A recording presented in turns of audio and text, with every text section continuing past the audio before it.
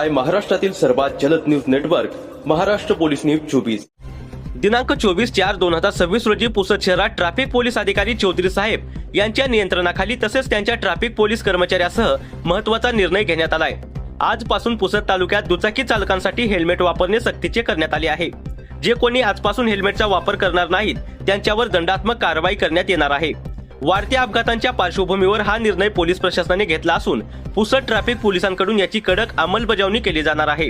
तरी पुसद तालुक्यातील सर्व नागरिकांना सूचित करण्यात येते की कायद्यात राहाल तर फायद्यात राहाल, नियमात राहाल तर अपघात टाळाल। यासोबतच नागरिकांच्या मनात असाही प्रश्न निर्माण होत आहे की पुसद तालुक्यात पोलीस प्रशासनाकडून ट्रॅफिक नियम, सिग्नल आणि चालन नियमाची काटेकोर अंमलबजावणी केली जाईल का?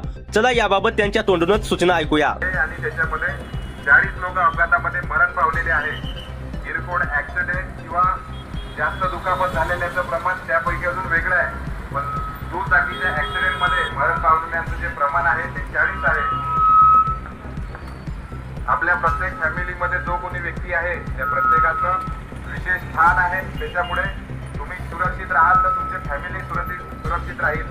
त्याच्यामुळे पुसद तालुक्यामध्ये आपल्याकडे हेल्मेट सक्ती उद्यापासून केली जात आहे। हेल्मेट न वापरल्यामुळे आपल्याला 1000 रुपये दंड आकारण्यात येईल। 1000 रुपये दंड दिल्यापेक्षा आपण 1000 रुपयाचं हेल्मेट वापरलं तर आपल्या स्वतःसाठी आणि आपल्या फॅमिलीसाठी एक काळजी म्हणून सुरक्षिततेचं एक प्रतीक राहील।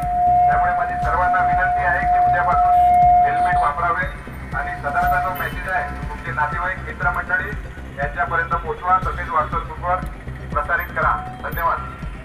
महाराष्ट्र पोलीस न्यूज 24 साठी पुसद प्रतिनिधी राहुल पडगणे।